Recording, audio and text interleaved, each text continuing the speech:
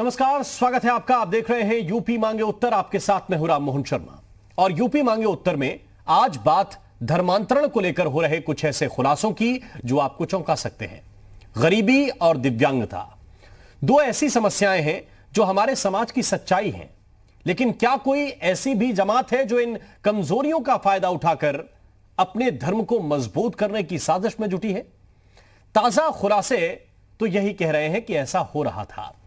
ATS की पूछताछ में मौलाना उमर गौतम और जहांगीर कासमी ने जो कबूल किया वो यही कि उनके टारगेट पर दिव्यांग रहते थे, कमजोर रहते थे, उनके निशाने पर गरीब रहते थे। ऐसे बच्चे जो पढ़ाई करते हैं, उन्हें सुविधाओं के नाम पर, उन्हें तालीम देने के नाम पर अपने धर्म में शामिल करने की साजिश हो रही थी। और उस साजिश के लिए विदेशों से फंडिंग भी मिल रही थी और इस बात के सबूत एजेंसियों के हाथ लगे हैं, ऐसा दावा किया जा रहा है। तो सवाल इसी बात का है कि यह कथित समाज सेवी, ये धर्म के ठेकेदार क्या पढ़ाई के नाम पर धर्मांतरण का खेल खेल रहे थे? चर्चा आज इसी विषय पर करेंगे। पहले एक रिपोर्ट आपको दिखाते हैं।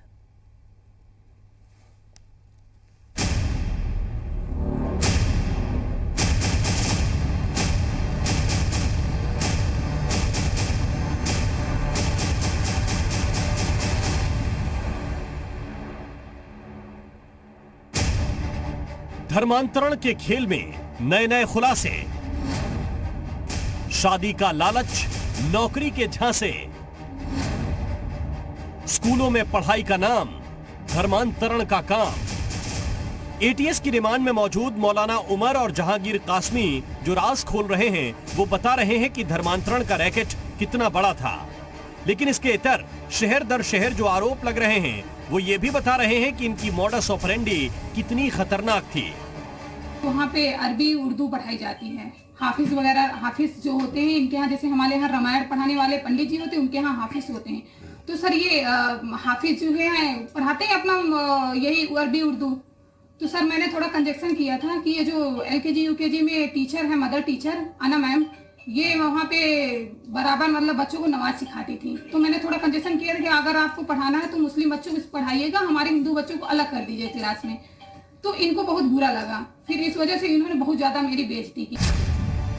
फतेहपुर के एक नामी स्कूल में काम करने वाली महिला टीचर ने यह बताया कि स्कूल में इस्लामिक कार्यक्रम चलाए जाते थे, नमाज पढ़ाई जाती थी।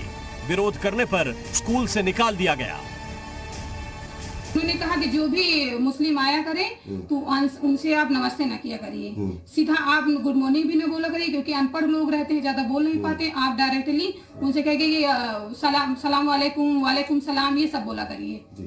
तो सर मैंने तो नहीं बोला था, बाकी कुछ टीचर थे उन्होंने बोला था और मैंने कंजेक्शन भी उनके लिए किया था। इसी वजह से सिर्फ उन्होंने मेरी 1 साल की वेतन रोक ली और मुझे बहुत मतलब बदतमीजी तरीके से इंसल्ट करके वहां से निकाल दिया।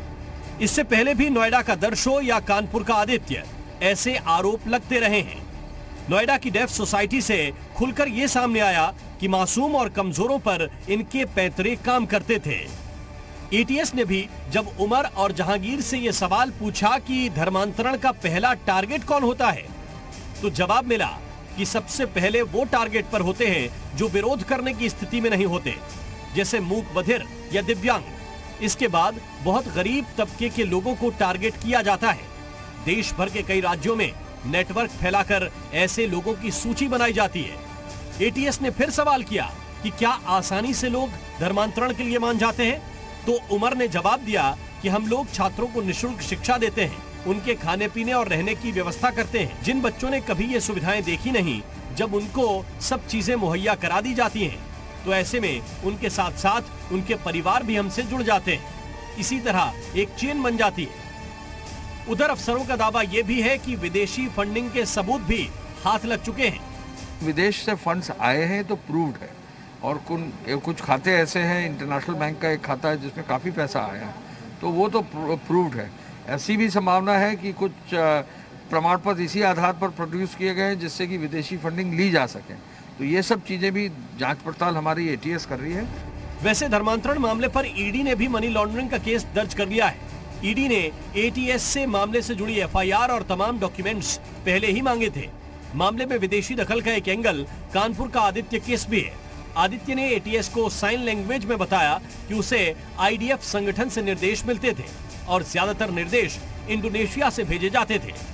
अब सरकार का कहना है कि किसी को बख्शा नहीं जाएगा, तो विरोधी दल ये आरोप लगा रहे हैं कि ये खेल चुनावी है।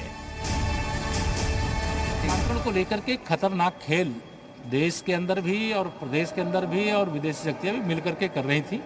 बहुत गहराई से जांच हो रही है। जो दोषी हैं उनके पकड़ करके उनको दंड देने का काम किया जाएगा। कई सारी फंडिंग जो विदेश से फंडिंग आई है, टारगेटेड फंडिंग, देशी और विदेशी मैंने कहा सभी प्रकार की शक्तियां लगी हैं, उनको सजा देने का काम किया जाएगा। आज भी वही चीज़ सामने आ रही है कि चूँकि इलेक्शन बहुत करीब आ रहा है, तो ये यहाँ के हालात में कुछ इस तरह की माहौल को पैदा करना चाहते हैं जिससे कि वोटों उन्हें वोट ज़्यादा मिल सके, लेकिन इससे वोट ज़्यादा नहीं मिलने के वोटों में घाटा ही होगा इंशाअल्लाह बीजेपी को। सियासी लोगों की चिंता अपनी हो सकती है, लेकिन सवाल जरूर है कि समाज सेवा की आड़ में गरीबों और दिव्यांगों की पढ़ाई के नाम पर आखिर धर्म का धंधा क्यों किया गया?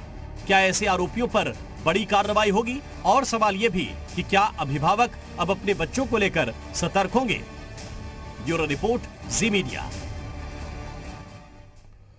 और हमारे साथ चर्चा करने के लिए एक बहुत खास पैनल इस वक्त जुड़ा हुआ है। समीर सिंह जी हमारे साथ हैं, प्रवक्ता हैं भारतीय जनता पार्टी के।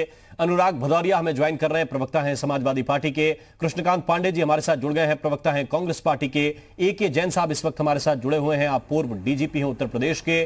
शंकराचार्य नरेंद्रानंद सरस्वती जी हमारे साथ इस वक्त जुड़े हुए हैं, आप सुमेरु पीठ काशी से इस वक्त हमारे साथ लाइव हैं। बहुत बहुत स्वागत है आप सभी का।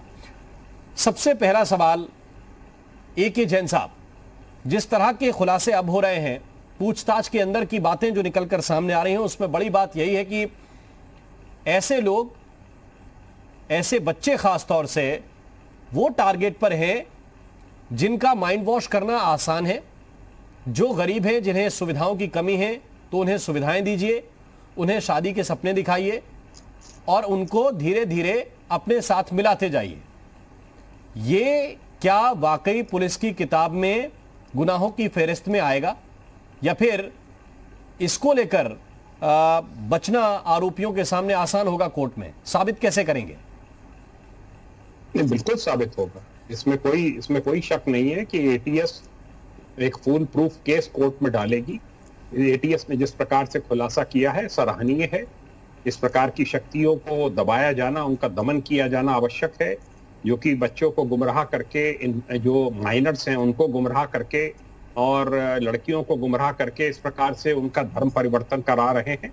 इसमें सख्त से सख्त कार्रवाई होनी चाहिए और इसमें बिल्कुल प्रूव होगा केस। बहुतों के इसमें बयान लिखे जाएंगे। जो फॉरेन कंट्रीज से फंडिंग हो रही है, ये भी एक बहुत ही सीरियस ऑफेंस है कि यहाँ से वो अपना अचीवमेंट दिखा करके हमने इतनों को कन्वर्ट कर दिया, बाहर से पैसा मंगा रहे हैं जिससे कि औरों का कन्वर्जन हो सके। ये जो चीजें मैं पढ़ रहा हूँ, ये बहुत ही खतरनाक ट्रेंड है और बहुत आवश्यकता इस बात की है कि सब लोग, हम लोग सबके सब जागरूक रहें, इस ओर सतर्क रहें।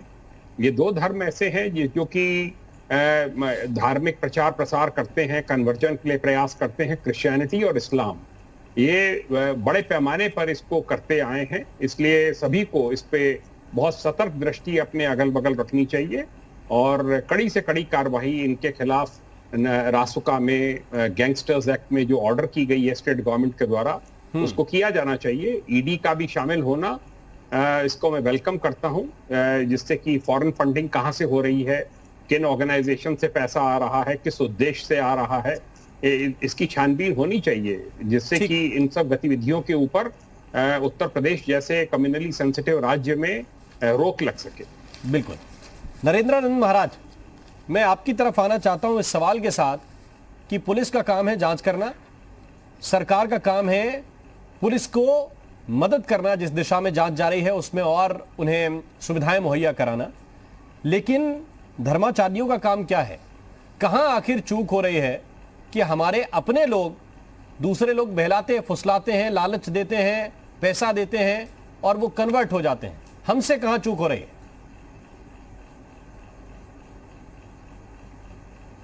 सबसे बड़ी चूक है, पहले संत जमात निकालते थे, गांव-गांव यात्रा करते थे और समाज को जागृत करते थे। आचार्य शंकर ने इसी दृष्टि को ध्यान में रखकर ये शंकर पीठों की स्थापना किया कि अवैदिक मतों को ध्वस्त कर वैदिक मत भारत में रहे, इसलिए सीमाओं पर रखा। लेकिन आज जो स्थिति है, हमारी कमी है, लेकिन कमी के साथ साथ हम जागृत करते हैं जी। उड़ीसा हो चाहे मध्य प्रदेश है, राजस्थान है, गुजरात है, प्राय हम लोग दौड़ा करते हैं, सचेत करते हैं। और अभी 2 साल पहले जौनपुर में भी एक कांड हो रहा था, कहा गया कुछ कार्रवाई हुई, लेकिन कुछ दिन के बाद ये टाई फिस हो जाता है। अगर अपराधियों को दंड मिले तो निश्चित है सख्त कार्रवाई हो, और इसके लिए केंद्रीय स्तर पर कानून की जरूरत है। और कानून ये एक तरह से धर्मांतरण, राष्ट्रांतरण है, देशद्रोह की श्रेणी में आता है कि यहाँ के आदमी को उनका मन मस्तिष्क ब्रेन को बास कर इस देश के विरुद्ध खड़ा करना, ये एक तरह से अंतरराष्ट्रीय साजिश भी है। भारत को इस्लामिक राष्ट्र में, ईसाई लैंड में परिवर्तित करने के लिए बहुत तरह से फंडिंग हो रही है।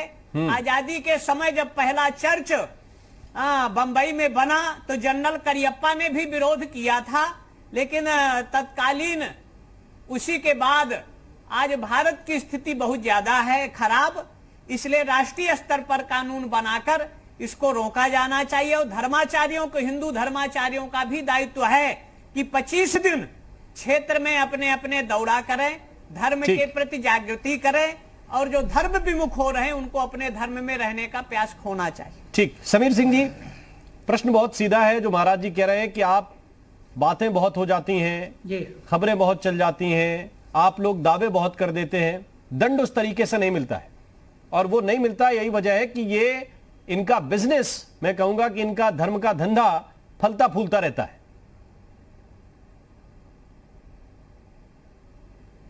देखिए राम जी, मैं बहुत स्पष्ट कहना चाहता हूं कि हमारी एटीएस ने, माननीय योगी आदित्यनाथ जी जब से उत्तर प्रदेश के मुख्यमंत्री बने हैं, उनका निरंतर प्रयास रहता है कि उत्तर प्रदेश के अंदर धर्म परिवर्तन और बहुत सारी ऐसी गतिविधियां जो पहले चल रही थी, जिनको सरकारी संरक्षण मिलता था, उसको उन्होंने रोका है।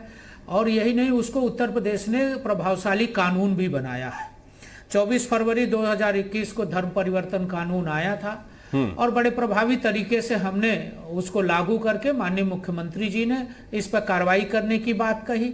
भारत सरकार ने भी जो विदेशी फंडिंग की बात हो रही है उस पर 2 नवंबर 2020 में कानून बना के एनजीओज के माध्यम से जो विदेशों से पैसा लाके धर्मांतरण कराया जाता है, जिस क्रिश्चियन और इस्लामिक धर्म परिवर्तन की बात अभी हमारे डीजीपी जैन साहब भी कर रहे थे और हमारे महात्मा जी भी कर रहे थे। इस पर सरकार ने बड़े ठोस कदम उठाए हैं और बड़ी मजबूती से हमने इन नेटवर्क को तोड़ा है। आपने देखा होगा पिछले दिनों पीएफआई को हमने बैन किया था, पीएफआई को हमने गिरफ्तार किया था, जिस प्रकार की पीएफआई की गतिविधियां थी हमने उस पर रोक लगाया। हाँ, यह जरूर एक चुनौती है पुलिस के सामने कि ये नाम बदल बदल के अपनी गतिविधियों को चलाते, तो इसमें थोड़ी कठिनाई उनको आती है, लेकिन उत्तर प्रदेश की पुलिस बड़ी मजबूती से इस पर काम कर रही है। और एटीएस को मैं बधाई देना चाहता हूँ, उत्तर प्रदेश के मुख्यमंत्री को देना चाहता हूँ कि उन्होंने पुलिस को इस रास्ते पर ले चल के मजबूती से काम करके दुश्मनों को गिरफ्तार करना। दुश्मन इस नाते कह रहा हूं, अनुराग भदौरिया जी, धर्म परिवर्तन कोई सामान्य धर्म परिवर्तन नहीं है। ये जी मैं आ रहा हूं समीर सिंह साहब, ये बहुत बड़ा अपराध है। इस नाते मैं देश के खिलाफ काम करने वालों को दुश्मन कह रहा हूं। ठीक है, अनुराग भदौरिया साहब, आपके सांसद शफीकुर रहमान वर्क कर रहे हैं कि कह रहे हैं कि ये वोटों की बिसात है, वोट लेने के लिए इस तरह के मुद्दे उछाले जा रहे हैं, आपका क्या कहना है? देखिए, उत्तर प्रदेश के अंदर में 4.5 साल से भारतीय जनता पार्टी की सरकार है और 4.5 साल से इस तरह का कांड हमारे उत्तर प्रदेश के अंदर में चलता रहा और भारतीय जनता पार्टी की सरकार और पुलिस सोती रही। इतनी बड़ी चीजें चल रही उत्तर प्रदेश के अंदर में और उनको पता तक नहीं। उत्तर प्रदेश के अंदर में इसी तरह से कह रहे ना, उत्तर प्रदेश की पुलिस और उत्तर प्रदेश की सरकार इतनी नाकारा है कि जिसको पता ही नहीं चलता कि हमारे किसी मोहल्ले में या किसी इतनी बड़ी घटना, मतलब विदेशी फंडिंग भी आ रही है, इस तरह की घटना भी हो रही है और पुलिस के कानों कान खबर नहीं। इसके मतलब उत्तर प्रदेश में कानून है और उत्तर प्रदेश की पुलिस कानून को अपने बनाए रखने में, कानून व्यवस्था बनाए रखने में पूरी तरह से फेल हो रही है। सिर्फ इसी को क्यों, ये ना महिला की सुरक्षा कर पा रहे हैं, इनके नाक के नीचे होता रहता है। यही एडीजी लॉ एंड ऑर्डर थे, कह रहे थे वहां कुछ नहीं हुआ था, महिला के साथ अत्याचार हुआ, उसमें क्या बोलेंगे। जहरीली शराब आप देखिए हर जिले में बिक रही है, लगातार मौतें हो रही, 50-100 लोगों की मौतें हो जा रही है, उसमें क्या कहेंगे। यहाँ पे भूमाफिया पैदा हो गए, भूमाफिया के बारे में कोई कार्रवाई नहीं, कफन चोर तक पैदा हो गए यहाँ पे। सोचिए आप, यहाँ पे चंदा चोर भी पैदा हो गए। तो उत्तर प्रदेश के अंदर में भ्रष्टाचार की सीमा है कि यहाँ पे टीचर भर्ती घोटाले में, यहाँ पे पशुधन विभाग घोटाले में, मेडिकल इक्विपमेंट घोटाले में, माने घोटाला ही घोटाला। और इस तरह का कांड उत्तर प्रदेश के अंदर में चलता रहा इतने 4.5 सालों से। तो पुलिस कहां थी। इसके मतलब मुझे लगता है उत्तर प्रदेश की पुलिस, उत्तर प्रदेश की सरकार मिली हुई है, मिलके धंधा करवाती है। अगर नहीं, ऐसा हो ही नहीं सकता कि पुलिस को पता ना हो किसी मोहल्ले में कोई काम हो रहा हो। आप बताइए, किसी थाने के अंदर में एडीजी साहब बैठे हैं, थानेदार को पता नहीं रहता कि किस मोहल्ले में क्या हो रहा है। उस थानेदार को सब पता होता है, कौन सा एनजीओ क्या काम करता है, किस स्कूल में क्या हो रहा है, किस हॉस्टल में क्या होता है, कहां पे क्या घटनाएं चल रही होती है। उसके बाद कान में तेल डाल के क्यों सो रहे थे। इसके मतलब हम बार बार कह रहे हैं ना कि उत्तर प्रदेश की जो सरकार और पुलिस है ये भ्रष्टाचार में लिप्त है, क्योंकि पूरी तरह से भ्रष्टाचार है। तभी तो आपने देखा कि यहाँ पे आप देखो किस तरह की बात हो रही है। पुलिस 4.5 साल तक आप कह रहे हैं कार्रवाई नहीं कर रही है पुलिस का, तो इसका मतलब पुलिस को मालूम था वो कार्रवाई नहीं कर रहे हैं, और वो जब कार्रवाई कर रहे हैं तब आपको लग रहा है कि ये पॉलिटिकली मोटिवेटेड है, तब आपको लग रहा है कि वोट लेने की तरीका है। भाई इतने दिन तक क्यों इंतजार कर रहे थे आप हमारे उत्तर प्रदेश के अंदर में। आप तो बहुत कहते हैं कि भाई उत्तर प्रदेश की जो सरकार है बड़ी सक्षम है, तो कैसी सक्षम है कि यहाँ तरह ऑक्सीजन नहीं मिलता, लोगों की मौतें हो जाती हैं। यहाँ हॉस्पिटल में जगह नहीं मिलती, लोगों की मौतें हो जाती हैं। यहाँ पे बेड नहीं मिलता, लोगों की मौतें हो जाती हैं। यहाँ पे एम्बुलेंस नहीं मिलता, लोगों की मौतें हो जाती हैं। यहाँ लोगों के कृष्णकांत पांडे जी भी हमारे साथ जुड़े हुए हैं, पता ही नहीं चलता, कांग्रेस पार्टी के प्रवक्ता। मैं जानना चाहता हूँ पांडे जी, आपको भी लगता है ये पॉलिटिकल चीजें हैं, या वाकई उन परिवारों के बारे में सोचा जाना चाहिए जिनके बच्चों को बरगलाया गया। नहीं राम जी, जिनके बच्चों को बरगलाया जा रहा है या जिनके ऊपर इस तरह से प्रेशर डाल के या जिस तरह से स्वेच्छा से जा रहे हैं या प्रेशर डाल रहे हैं, उसकी निश्चित जांच होनी चाहिए, उस पर कार्रवाई होनी चाहिए। और जहां तक पॉलिटिकल आपने पूछा मामला है, यह तो सही ही है कि 4.5 साल की सरकार में आज तक के मामले नहीं आए। जिन राज्यों में चुनाव शुरू होते हैं उन राज्यों में कहीं न कहीं हिंदू खतरे में पड़ जाता। हम दो बातें करना चाहेंगे। आज केंद्र में और राज्य में दोनों जगह भारतीय जनता पार्टी की सरकार है, और भारतीय जनता पार्टी इसी बुनियाद पे अपने को वो तथाकथित हिंदूवादी सरकार हम अगर कह ले तो ज्यादा बेहतर होगा। ये हिंदुओं के ज्यादा ठेकेदारी, मतलब ये ठेकेदार बनते हैं, जबकि सत्य यह है कि हिंदुओं के सबसे बड़े विरोधी केवल और केवल आरएसएस और भाजपा है। लेकिन आज संजोग से उत्तर प्रदेश में और दिल्ली में दोनों जगह इनकी सरकारें हैं, और जब जब इनकी सरकारें आती हैं हिंदू हमारा खतरे में पड़ जाता है, हिंदुत्व पे खतरा हो जाता है। यहां मुगल शासन रहा, अंग्रेज शासन रहा, और इसके पहले भी तमाम सरकारें आई और गई, लेकिन कभी ना हिंदू खतरे में पड़ा हमारे देश का, ना किसी जाति और धर्म मजहब का व्यक्ति हमारे देश में कभी नहीं खतरे में पड़ा। आज जब जहां आते हैं वहां हिंदू के ऊपर खतरा हो जाता है, हिंदू हर तरह से खतरा पड़ जाता है। ऐसी कौन सी चीज है दबा लेके सरकार की आलोचना ये खतरा हो जाता है। बहुत दूसरी चीज राम जी, एक दूसरी लेकिन जब आप ये कहें कि जब अंग्रेज थे तब भी हम लोग खतरे में नहीं थे, दूसरी जब आप कहें कि मुगलों ने आक्रमण किए तब भी हम खतरे में नहीं थे, तो ये बात पचती नहीं है। राम जी प्लीज मेरी बात को घुमाइए नहीं, घुमाने आपने कहा। शर्मा जी प्लीज, मेरा कहने का तात्पर्य सरकार की आलोचना, मैंने जो कहा आपत्ति नहीं, उस बात को तो आप क्लियर करिए। जब सुन तो लीजिए, मुगल शासन रहा है, अंग्रेज शासन रहा है, और देश में 70 साल से और भी सरकारें रही, लेकिन कभी हमारा हिंदुत्व खतरे में नहीं था। हमारे हिंदुत्व को समाप्त करने का या नष्ट कितने करने मंदिर तोड़े गए ये इतिहास की किताबों में दर्ज है। कभी हमारा कितने लोगों का कन्वर्जन हुआ ये इतिहास की किताबों में दर्ज है। तब भी हमारा आपको अगर नहीं पढ़नी वो किताबें तो बंद कर दीजिए। सुनिए, तब भी हमारा कभी कन्वर्जन नहीं हुआ, कभी मंदिर नहीं तोड़े गए, सनातन धर्म जिंदा रहा। हमारे तो जिंदा तो रहेगा एक व्यक्ति जब तक जिंदा रहेगा, लेकिन कोशिश हुई और इसी कोशिश को रोकना है, यही तो सवाल है। एक छोटा सा ब्रेक यहां पे लेना है, ब्रेक के बाद लौट के आता हूं, फिर आपसे शुरुआत करूंगा। एक छोटे से ब्रेक के बाद हम तुरंत हाजिर होते हैं। ब्रेक के बाद स्वागत है आपका, और चर्चा इसी बात को लेकर कर रहे हैं कि अगर कोई समाज सेवा की बात करे, अगर कोई किसी को तालीम देने की बात करे, तो उस पर वो एहसान क्या धर्म बदलकर चुकाया जा सकता है? क्या किसी को इस तरह का लालच देना एक बहुत बड़ा गुनाह नहीं है? हमारे साथ एक खास पैनल जुड़ा हुआ है। कृष्णकांत पांडे साहब के पास अपने वादे के मुताबिक मैं वापस चलता हूं, क्योंकि पांडे जी आपकी बात अधूरी रह गई थी। और सवाल इसी बात का है कि किसी भी व्यक्ति से, किसी भी वस्तु से चूक तब होती है जब वो बेपरवाह हो जाता है। जब हम देख रहे हैं कि खुलासे ऐसे हो रहे हैं कि विदेश से फंड आ रहा है, खुलासे इस तरह के हो रहे हैं कि धर्म परिवर्तन के बाकायदा सर्टिफिकेट जारी किए जा रहे हैं, और हम ये भी देख रहे हैं कि उन दिव्यांगजनों के परिवार वाले किस तरह के बयान दे रहे हैं। तो ये सारी चीजें आपको अगर पॉलिटिकल लगती हैं तो लगने दीजिए, लेकिन कम से कम सतर्क होने का तो समय है आपके पास कि नहीं है? राम जी, आपके इस सवाल पे कहना चाहूंगा कि यह सही है अगर यह धर्मांतरण स्वेच्छा से हो रहा है तो हमारी कोई उस पर दिक्कत नहीं, आपत्ति नहीं है। लेकिन अगर धर्मांतरण जबरदस्ती कराए जा रहे हैं, ऐसे अगर सबूत आ रहे हैं, तो निश्चित रूप से गलत है। निश्चित रूप से इसकी निंदा होनी चाहिए और इसकी जांच करनी चाहिए। लेकिन मैं फिर वही उसी बात पे आता हूं कि आज केंद्र से लेकर उत्तर प्रदेश तक इतनी मजबूत, इतनी भारी बहुमत की सरकार है जी, और ऐसे हालात में अगर उत्तर प्रदेश में इस तरह से धर्मांतरण जबरदस्ती कराए जा रहे हैं, चाहे गरीब लोगों के ही कराए जा रहे हो, मूक बधिर के ही कराए जा रहे हो, या उनको जो लालच दिया जा रहा है, तो हमारी सरकार भी यहां 4.5 साल हो गए करीब, आखिर ऐसी कौन सी सुविधा से उनको नहीं लैस कर पाई, उनको वंचित रख पाई कि दूसरा लालच देके हमको लेके चला जा रहा है।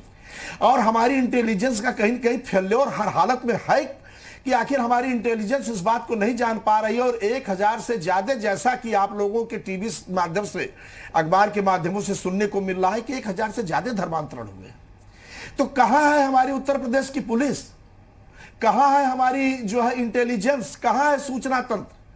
उत्तर प्रदेश के कानून मंत्री का बयान सुन रहा था जिस दिन ये घटना आई थी। उन्होंने कहा कि कानून ये जो है जिस तरह से लालच में लोग जा रहे हैं, हम इस पर कड़ी कार्रवाई करेंगे। कानून मंत्री का बयान था। फिर वही रटी रटाई बात, ब्रजेश पाठक जी, आपके चैनल के माध्यम से हम इस सरकार के कानून मंत्री से पूछना चाहते हैं कि वही रटी रटाई बात, कड़ी कार्रवाई करेंगे, हम निंदा करते हैं। निंदा सिंह कार्रवाई सिंह बन के रह जाएंगे केवल? ठीक, इनके अल्पसंख्यक मंत्री बड़े मजबूत हैं, बड़े कद्दावर हैं, वो क्या कर रहे हैं? इतना सब कुछ होता चला जा रहा है प्रदेश में, ये लोग कुछ नहीं कर पा रहे हैं। तो ये कहीं न कहीं पूरी तरह से सरकार का फेल्योर है और सरकार को अपनी जिम्मेदारी लेनी पड़ेगी। हमारे साथी भाजपा के कह रहे थे कि मुख्यमंत्री बधाई के पात्र हैं। मतलब अपने घरे घराना खाए वाला गांव की कहावत है कि अपने ही बधाई देने वाले, अपने ही बधाई लेने वाले। समीर सिंह जी, जैसे भाजपा के सारे लोगों के अपराधियों के मुकदमे वापस किए जा रहे हैं। समीर जी, देखिए, पांडे जी को शर्म आनी चाहिए। वो मुगलों को अच्छा बता रहे हैं, वो अंग्रेजों को अच्छा बता रहे हैं। बताना भी चाहिए, वो कांग्रेस के प्रवक्ता हैं, उनका संबंध अंग्रेजों से भी। अरे समीर सिंह, अंग्रेजों के तो चाटुकार जीवन भर आप रहे हो। इनके समीर सिंह अंग्रेजों के चाटुकार पांडे जी आपके पास भारतीय जनता पार्टी की, इसमें समय के बाद आप बता रहे हो समय जाया होता है। मेरा कहना एक एक करके शासन काल में भी हमारा हिंदुत्व खतरे में नहीं पड़ा। ठीक है, हमारे हिंदुत्व की नींव इतनी जड़ इतनी गहरी है, हमारे सनातन धर्म की जड़ इतनी गहरी है कि इसको न मुगल न अंग्रेज न जितनी गहरी कोई नहीं खत्म कर पाया। राहुल गांधी के अंदर है, की चाटुकारिता करके प्रियंका वाड्रा के अंदर है। ठीक है समीर सिंह, धोती पहनते हैं, कभी चंदन लगाते हैं, कभी क्रास पहनते हैं। प्रियंका वाड्रा कभी क्रास पहनती है, कभी बिंदी और सिंदूर लगाती है। शर्म नहीं आती? वोट की राजनीति के लिए कांग्रेस के नेता क्रास भी पहनते हैं, टोपी भी लगाते हैं, शंकर जी के मंदिर में चंदन भी लगाते हैं। ये पॉलिटिकल आरोप हो गए, ये पॉलिटिकल आरोप हो गए समीर सिंह जी। लेकिन मूल प्रश्न पे आइए। पांडे जी, आपस में पॉलिटिकल आरोपों में मत उलझिए। एक सेकंड, पांडे जी और समीर सिंह जी दोनों से अनुरोध में कर रहा हूं। हिंदुस्तान की ठीक है, माफी मांगो। एक सेकंड रुक जाइए पांडे जी रुक जाइए। आपका जो मूल प्रश्न है उधर उधर चला जाएगा, व्यक्तिगत आरोपों में समय जाया हो जाएगा। आपका ये आरोप था कि 4.5 साल तक क्या करते रहे अगर इस तरह के धर्मांतरण के मामले हो रहे थे। समीर सिंह जी, इसका उत्तर दीजिए। अरे ये अंग्रेजों के चाटुकार, अरे रुक जाइए भाई साहब, बताइए जिसकी चाटुकारिता, जिसका कौन किसका चाटुकार रहा है? ये सब पूरी देश की जनता जानती है, इसको बार बार नहीं दोहराना किसी को, केवल सवाल का उत्तर आने बेहयाई की बात करेंगे, ये सब लोग जानते हैं, कितनी बार दोहराएं? ठीक है, किसी को नहीं दोहराना है, आप तो इसका उत्तर दीजिए। 4.5 साल तक, गांधी और 4.5 साल तक ये इतने धर्मांतरण होते रहे, सरकार क्या करती रही, इसका जवाब दीजिए। बताइए ना 4.5 साल ठीक ठीक ठीक, 5 मिनट रुक जाइए, जब उत्तर प्रदेश में मुझे मालूम है क्या पूछना है, 1 सेकंड रुक जाइए, अभी आप ही बोलते रहे, जवाब कहां से आएगा? ले लो पांडे जी जवाब तो ले लो, जवाब तो ले लो। राम जी, इनकी आवाज बंद करिए। ना ना ना बंद, किसी की आवाज बंद करने की आवश्यकता नहीं, आप तो जवाब दीजिए। अरे आप क्या ठीक है के मालिक हैं, चैनलों पे? अरे रुक जाइए भाई साहब, पांडे जी ये चिल्लाएंगे, हम कैसे जवाब देंगे? चिल्लाएंगे, भरोसा रखिए, आप सुनते रहिए, भरोसा रखिए, मैं सक्षम व्यक्ति हूं। चिल्लाएंगे या किसी की बात ही नहीं सुनेंगे? जी जी, जवाब दीजिए। देखिए राम जी, 4.5 साल की ये बात कर रहे हैं, अभी 4.5 साल नहीं, 4 ही साल हुआ, 1 साल अभी और हमको 1 साल बाद चुनाव में जाना है। लेकिन मैं बहुत स्पष्ट बताना चाहता हूं, 2017 में हम सरकार में आए, 17 से लेके अब तक जहां कहीं भी धर्मांतरण हो रहा था, हमने गिरफ्तार करके उनको जेल में डाला, उनके खिलाफ कार्रवाई किया। योगी आदित्यनाथ जी की सरकार ने कानून बनाया। मैं पूछना चाहता हूं, पिछले 5 साल में कितने मुकदमे दर्ज हुए धर्मांतरण के? कौन गिरफ्तार हुआ, कौन जेल गया? ये क्यों नहीं बताते साहब, हम अपनी सरकार में इतनी कार्रवाई की है। भारत सरकार ने जब फंडिंग पर रोक लगाई एनजीओ के, तो ये चिल्ला रहे थे साहब लोकतंत्र खतरे में है। जब हम कोई कठोर कार्रवाई करते हैं तो ये कहते हैं साहब लोकतंत्र खतरे में, आज कहते हैं वोट की बात है। भाई हमने पीएफआई पर प्रतिबंध लगाया, हमने पीएफआई के एजेंटों को पकड़ा, प्रियंका वाड्रा उनके घर चली गई कि साहब ये निर्दोष है, और इनको तो भारतीय जनता पार्टी की सरकार ऐसे पकड़ रही है। पिछले 4 सालों में बड़े पैमाने पर कार्रवाई हुई है, और ये जघन्य अपराध है, ये धर्मांतरण नहीं है राम जी, ये आतंकवादी गतिविधि है। ये आतंकवादी गतिविधि को अपने कांग्रेस और सपा के लोग समर्थन दे रहे हैं। ये मूक बधिर बच्चों को वीडियो के द्वारा, आप कल्पना करिए, जो बच्चा मूक है, जो बधिर है, उसको वीडियो के द्वारा जिहादी बनाना, उनको शिक्षा के नाम पर जिहादी बनाना, ये कितना बड़ा देश विरोधी काम है। और उस देश विरोधी काम को ये कहते हैं साहब धर्मांतरण तो कोई बात नहीं है, कोई अपने से धर्मांतरण करना चाहता तो कर सकता, इनको शर्म नहीं आती। अनुराग 30 सेकंड राम जी, 30 सेकंड। अनुराग भदौरिया भी आरोप लगा रहे थे, इनको शर्म नहीं आने चाहिए। ये आतंकवादियों का मुकदमा वापस लेते हैं, राम मंदिर पर हमला करने वाले आतंकवादियों का मुसलमान वापस लेते हैं, और देश के और इस प्रदेश की संपत्ति पर अखिलेश यादव कहते हैं मुसलमानों पुलिस है, आपका प्रशासन है, आप कानून व्यवस्था कायम नहीं रख पा रहे, आप लोगों को नहीं बचा पा रहे हो, बेशर्मी की तरफ चिल्ला रहे हो, बस पुलिस को गाली दे रहे हैं, पुलिस को गाली दे रहे हैं, इनको शर्म नहीं आती। इसकी सरकार नहीं, किसकी सरकार है? बीजेपी की सरकार है, और बेशर्मी की तरह जो पुलिस के जवान अपनी जान खो गया इस आदमी का, अपनी जान पर खेल के पुलिस के जवान देश के अंदर गुंडों को मारने, आतंकवादियों को पकड़ रहे, उस पुलिस के लोगों को ये गाली दे रहे हैं, इनको माफी मांगनी चाहिए। एक एजेंट साहब, पानी बगल में हो तो डूब मरो जाके, कि कहीं डूब मरो चिल्लूर पानी में, कि सरकार है यहाँ चिल्ला रहे हो, आए बाएं खाए सरकार भारतीय जनता पार्टी। जैन साहब ये आरोप पुलिस के ऊपर, ये आरोप एटीएस के ऊपर लग रहा है सरकार में यहाँ लोगों का सम्मान नहीं बचा पा रहे हो। सरकार का एजेंडा है, जो कोशिश बीजेपी की है, वो उसको सर्व करने में लगे हुए हैं। क्या आप ये बता सकते हैं कि ऐसे केसेस के खुलासे के लिए कितना वक्त, कितना पेशेंस और कितना काम पुलिस के अफसरों को करना पड़ता है? देखिए, ये खुलासे इत्तेफाक से होते हैं। कुछ लोगों की अरेस्ट हुई, गाजियाबाद में डासना मंदिर में गए थे, उसके बाद एक एक करके सब खुलासे हुए हैं, तब इस पूरे रैकेट का पर्दाफाश हुआ है। जब भी हो, पूर्ण खुलासा होना चाहिए, पूर्ण रूपेण कार्रवाई होनी चाहिए। जब भी हो, इससे कोई फर्क नहीं पड़ता है। ठीक है, ये तो हिंदुओं के लिए भी एक जागने का समय है कि हम अपने चारों तरफ जो है क्या हो रहा है, किस तरीके से कन्वर्जन कराए जा रहे हैं, किस तरीके से प्रलोभन लोग दे रहे हैं। हम संगठित ही नहीं है, हिंदू संगठित ही नहीं है, जिसके कारण हम जो हैं वो दलितों की बारात नहीं उठने देते, हायर कास्ट के लोग हिंदू में। तो ये दोषी तो यही है, यही तो इनको मौका देते हैं कि ये जाएं और दूसरे धर्मों में जाके उसमें इंटरेस्ट लेना शुरू कर दें। मैं इसके लिए एटीएस को कोई वो नहीं करता, एटीएस है, पुलिस है, जब भी ऐसी सूचना आए कार्रवाई होनी चाहिए, सख्त कार्रवाई होनी चाहिए, और इसमें किसी प्रकार का कोई ब्रेज नहीं होना चाहिए। और पर इसमें यह है कि इसमें आगे तक पूरी कार्रवाई हो, जहां जहां से इनके तार जुड़े हों उन सब के खिलाफ कार्रवाई होनी चाहिए, सख्त कार्रवाई होनी चाहिए, बिल्कुल नजीर बननी चाहिए, जिससे कि प्रदेश में दोबारा इस प्रकार की हिमाकत करने का कोई और प्रयास ना कर सके।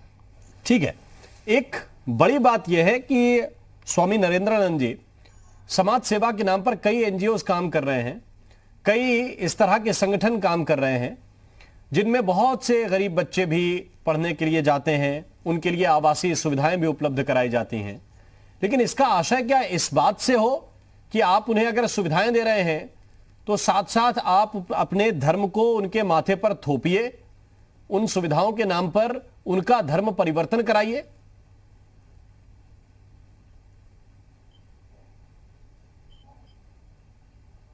ये बिल्कुल गलत है, अलोकतांत्रिक है, और ऐसे करने वाले एनजीओ को प्रतिबंधित किया जाना चाहिए, सख्त से सख्त कार्रवाई होना चाहिए। और धर्मांतरण एक तरह से जिहाद है, राष्ट्रांतरण है, इनको फांसी की सजा का विधान होना चाहिए, तभी ये रुक सकता है। सेवा के नाम पर यही ईसाई कर रहे हैं, यही इस्लाम कर रहा है, जो समझ नहीं सकते, मूक हैं, बधिर हैं, विकलांग हैं, ऐसे लोगों के साथ कृत्य ये अमाननीय है, अव्यवहारिक है, अलोकतांत्रिक है। कड़ा से कड़ा इनको दंड मिलना चाहिए और ऐसे एनजीओ को सदैव के लिए प्रतिबंधित किया जाना चाहिए, तो निश्चित है इन सब पर रोक लगाई जा सकती है। ठीक है अनुराग भदौरिया, लेकिन ये पूरे राष्ट्रीय स्तर पर कानून की जरूरत है। ठीक है जी, राष्ट्रीय स्तर पर कानून की आवश्यकता बता रहे हैं महाराज जी, लेकिन सवाल ये बहुत सीधा है कि क्या विरोधी दल ऐसे मामले, आपको लगता है कि ये चुनाव के लिए है, ये पॉलिटिकल है, क्या विरोधी दल ये बीजेपी का एजेंडा समझते हैं? और अगर समझते हैं तो क्या आप लोगों को ये करना चाहिए जो आप लोग इस वक्त कर रहे हैं? ऐसा कई बार प्रिटेंड होता है, ऐसा कई बार समझ में आता है कि लगता है कि आप गुनहगारों के पक्ष में जाकर खड़े हो गए। वो आपको लगता है क्योंकि आप एजेंडा के तहत बोल रहे हो। आपको मेरी बात से ऐसा लगा क्या? मैंने तो ऐसा नहीं बोला। मैंने बोला कि उत्तर प्रदेश में सरकार भारतीय जनता पार्टी की है, पुलिस प्रशासन भारतीय जनता पार्टी का है, और ये एजेंडा जब आपकी रिपोर्ट में आया था कि 4 साल पहले शुरू हुआ, जब 4 साल पहले शुरू हुआ तो भारतीय जनता पार्टी की सरकार है ना, 3.5 साल पहले की बात है। तो इसके मतलब भारतीय जनता पार्टी की सरकार में ही हर आदमी दुखी है, हर आदमी के साथ अन्याय हो रहा है। इसके पहले तो हमारी सरकार थी, राम मोहन के साथ तो कुछ नहीं हुआ, ना समीर के साथ हुआ, ना डीजी साहब बैठे उनके साथ हुआ, ना मेरे साथ हुआ। अचानक ये क्यों शुरू हो गया? क्यों इस तरह का यहाँ पे धर्म परिवर्तन? इसके मतलब सरकार कमजोर है, सरकार कमजोर है, सरकार कमजोर है, सरकार कमजोर है, इसीलिए समीर सिंह जी रुक जाइए। अरे चुप कराओ, बदतमीज समीर सिंह जी, पागल को बुला लिया। अरे ना अनुराग जी, शब्द संयम से। समीर सिंह जी, ठीक है, शब्द संयम से। ठीक। समीर सिंह जी, शब्द दोनों तरफ से संयम से, संयम बहुत आवश्यक है। बात निकलती नहीं है, अब शब्दों की आड़ में इधर उधर के तर्क चले जाते हैं भैया। अरे चुप हो जाओ, झूठ बोल रहा है बैठ के यहाँ बोलने आते हो। 1 मिनट रुक जाइए, दोनों लोगों से अनुरोध है, और टीवी पर बैठ तो मालूम नहीं होगा, दोनों लोगों से ये इल्तजा है कि ये पागल जैसे शब्द ठीक नहीं लगते, कतई नहीं लगते। कोई भी व्यक्ति पागल होगा तो हम क्यों बुलाएंगे उसको? कैसी बात करते हैं आप लोग? मैं तो उसके बीच में बोला क्या? 1 मिनट रुक जाइए, दोनों लोग रुक जाइए। समर्थन करता है, इसकी पार्टी करती है, इसकी पार्टी करती है, भदौरिया की पार्टी। समीर सिंह जी रुक जाइए 1 मिनट, बात पूरी आ जाने दीजिए, फिर मैं उत्तर देने के लिए वक्त देता हूं आपको। 1 सेकंड रुक जाइए। लोग बिना ऑक्सीजन के मर गए, इसके राज्य में महिलाओं पे अत्याचार हुआ, बचाता घूम रहा था। इसके राज्य में लोग बेरोजगारी से आत्महत्या कर रहे हैं, महंगाई से आत्महत्या कर रहे हैं। मैं बोलूं अपनी बात, तुम्हारे राज्य में और यहाँ पे तुम्हारे राज्य में बदतमीजी तुम्हारी मौतें हुई हैं, तुम्हारे राज्य में। ठीक है, बदतमीजी की बात मत करो बैठ के चैनल यहाँ पे भूमाफिया पैदा हो गई। जुबान संभाल के बात करो, जुबान संभाल के बात करो भदौरिया, महिलाओं पे अत्याचार हो रहा है, जुबान संभाल के बात करो। ठीक है, तुम गुंडों की पार्टी हो, तुम्हारी पार्टी का यही आचरण है। गुंडों की पार्टी है तुम्हारे पार्टी और तुम्हारे नेता का यही आचरण है। यही तुम समाज कहाँ लेके चले गए? कोई काम नहीं किया, एक हॉस्पिटल नहीं बनाया, एक तुमने यूनिवर्सिटी नहीं बनाई, एक रोड नहीं बनाया। यहाँ 4.5 साल में कोई काम नहीं है, काम गिनाने को नहीं है। आए भाई साहब बोलना शुरू कर दिया। अरे भैया सरकार तुम्हारी, प्रशासन तुम्हारा, तुम नहीं समझ पा रहे हो। तुम्हारे राज्य में आके यहाँ पे तुम्हारे प्रशासन में इस तरह के गलत काम हो रहे हैं, और उत्तर प्रदेश में भी तुम्हारी सरकार और वहाँ पे सेंटर में भी तुम्हारी सरकार। फिर कैसे लोग अंदर घुस जा रहे हैं उत्तर प्रदेश के अंदर, इस तरह का कांड कर रहे हैं। इस कांड का जिम्मेदार कोई है तो भारतीय जनता पार्टी है। भारतीय जनता पार्टी की सरकार जब भी आती है यहाँ का इंसान खतरे में पड़ जाता है, इंसानियत खतरे में पड़ जाती है। इस भारतीय जनता पार्टी को हटाओ, इसको खदेड़ना होगा। 2022 में खदेड़ दिए जाओगे, ठीक। दरवाजा है चिल्लाते रहना। जनता 2022 में खदेड़ के घर छोड़ाएगी, फिर घर में बंद होकर चिल्लाना, फिर कोई नहीं पूछने वाला है। डूब गए, जनता के साथ अन्याय किया है ना, जनता से वादा खिलाफी की है ना, जनता को जो वादा किया था पूरा किया। जनता को वादा किया था, और झूठ कितना बोलते हो? एक दिन में 1.5 करोड़ रोजगार, 80 लाख रोजगार। अरे भैया कहाँ रोजगार दे दिया, किसको दे दिया? बोला हमने 4.5 लाख करोड़ का इन्वेस्टमेंट किया। कौन सा 4.5 लाख करोड़ का इन्वेस्टमेंट किया बताओ ना।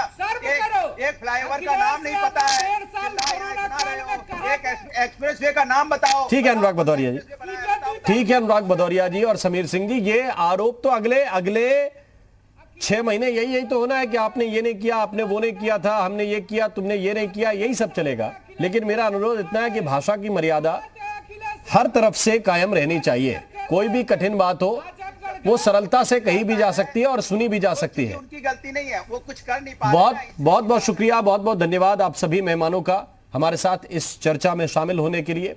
इस तरह की भाषा का समर्थन हम कतई नहीं कर सकते, लेकिन उन चीजों का समर्थन भी किसी हाल में नहीं होना चाहिए जो गलत हैं। आप किसी को यह तो कह सकते हैं कि आपका सियासी एजेंडा है, ये पॉलिटिकल चीजें हैं, लेकिन जिन चीजों के पीछे तथ्य हैं और एक एटीएस जैसी जो एजेंसी है वो इसके लिए काम कर रही है, उसको लेकर सर्टिफिकेट सामने आ रहे हैं, उसको लेकर अलग अलग परिवारों के रिएक्शन सामने आ रहे हैं जिनके अपने कन्वर्ट हुए हैं या उनको कन्वर्ट करने की कोशिश की गई है, लालच प्रलोभन देने की कोशिश की गई है। ये बातें भी सामने आ रही हैं कि फंडिंग विदेश से हुई है।